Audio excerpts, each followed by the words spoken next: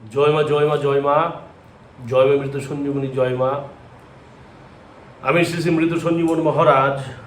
আমার Facebook page মা মৃত সঞ্জীবনীতে আপনাদের সকলকে স্বাগতম। আশা করি সকলে ভালো আছেন। আজকে আপনাদের সান্নিধ্যে একটি বিদ্যুৎ দিতে চলেছি আমি, যেটি বহুদিন ধরে ভাবছি আপনাদের আমি দেবো, কিন্তু যাই হোক কোনো কারণবশত আমি দিতে পারছি না, নানান কাজের তাড়নার কারণে। যে বিদ্যাটি দেব সেটি হচ্ছে গিয়ে আয়ু ডাকিনী একটি মন্ত্র। এই আয়ু ডাকিনী মন্ত্র দিয়ে কী কাজ করতে পারবেন এবং এর বিদ্যার প্রয়োগটা কি সম্পূর্ণ সবিস্তারে জানাচ্ছি, মন্ত্র সকলে দেখুন। দেখা যাবে যে কোনো মুমূর্ষ রোগী বা মৃত্যুপ্রায় রোগী, সে রোগী মারা যাচ্ছে, তার বয়স হয়নি কিন্তু সে মারা যাচ্ছে। নানান দুষ্টতান্ত্রিক দুষ্ট গুণী সেই মানুষকে, সেই সুস্থ মানুষকে নানান তন্ত্রোক্ত ক্রিয়াকলাপ করে, ব্ল্যাক ম্যাজিক করে যখন তাকে একবারে শেষ করে দেয়, যখন তার আর বাঁচার কোনো পথ থাকে না, তো সেই ক্ষেত্রে আপনার করণীয় কী এমন কর্ম আছে যেটি করলে সেই রোগীকে অচিরে বাঁচানো যাবে, সেই বিদ্যা প্রসঙ্গে আজকে আমার এই ছোট্ট উপস্থাপন। কী করবেন, যে একটি বিশেষ আয়ু ডাকিনী মন্ত্র আমি দিতে চলেছি, সেই আয়ু ডাকিনী মন্ত্র দিয়ে আপনি মাত্র 21 বার ঝাড়া দেবেন। প্রথমে 21 বার ঝাড়া দেবেন। এইভাবে প্রথমে 21 বার ঝাড়া দেওয়ার পর রোগী যদি দেখা যায় যে 5-10 মিনিটের মধ্যে রোগী সুস্থ হচ্ছে, তাহলে আপনি কি করবেন, তাহলে আপনি ময়ূর পুচ্ছ সংগ্রহ করবেন, মানে ময়ূরের হচ্ছে পালক, ময়ূরের পালক সংগ্রহ করবেন, একটু ধুনো দিয়ে ধূপ জ্বালবেন, জেলে নিয়ে সেই রুগীর ঘরে সেই ধুনোর মধ্যে সামান্য পরিমাণ 2 রকমের শস্য মিশিয়ে দেবেন। মিশিয়ে দিয়ে এই মন্ত্র 108 বার জপ করবেন এবং 108টি রুগীর শরীরে ফু দেবেন এবং মাথা থেকে পা পর্যন্ত ফু দেবেন এবং ঝাড়ান দেবেন। প্রথমে কি করবেন, 21 বার জলের উপর যে কোনো ধারালো ছুরি দিয়ে জলের উপর মন্ত্র করে পাঠ করে ফু দিয়ে সেই জল কেটে রুগীর গোটা শরীরে দেবেন এবং কিছু জল পান করিয়ে দেবেন।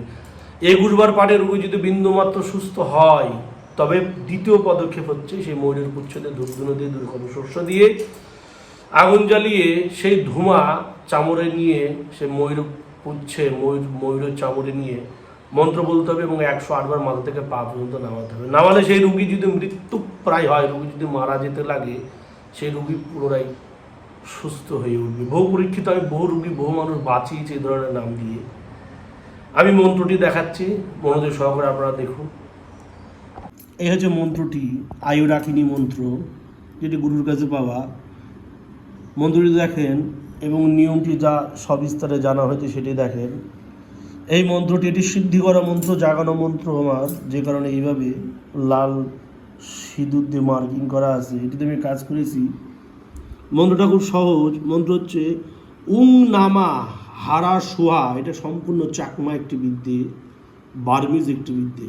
বলছে উং নামা হারা সোয়া ওং অং আই আহ। বলছে উং হস্য অনুসার উং নামা হারা সোহা, যে সয়কার হয়াকার, উং অং আই আহ। খুব পরীক্ষিত, প্রভাবশালী এবং অতি ফলপ্রদ, ফল দানকারী একটি বিদ্যে। আমি আজ পর্যন্ত যত শিষ্য শাবকদের আমি বিদ্যে, এটি আমার গুরু শেখ সৈয়দ মুস্তফা সিরাজের কাছে পাওয়া, যার গৃহ হচ্ছে বাংলাদেশের মুন্সিগঞ্জ জেলায়। তার কাছে এই বিদ্যাটি পেয়েছিলাম। এখানে বহু প্রকার মন্ত্র আছে, তার মধ্যে উল্লেখযোগ্য একটি মন্ত্র এই। আমি এই ধরনের কিছু মন্ত্র ইউটিউব সোশ্যাল মিডিয়ায় দেবো বা ফেসবুক পেজে দেবো, আপনারা ফলো রাখবেন। আমার ইউটিউব পেজের, আমার ফেসবুক পেজের নাম মা মৃত সঞ্জীবনী এবং আমার ইউটিউব পেজের নামও হচ্ছে মা মৃত সঞ্জীবনী।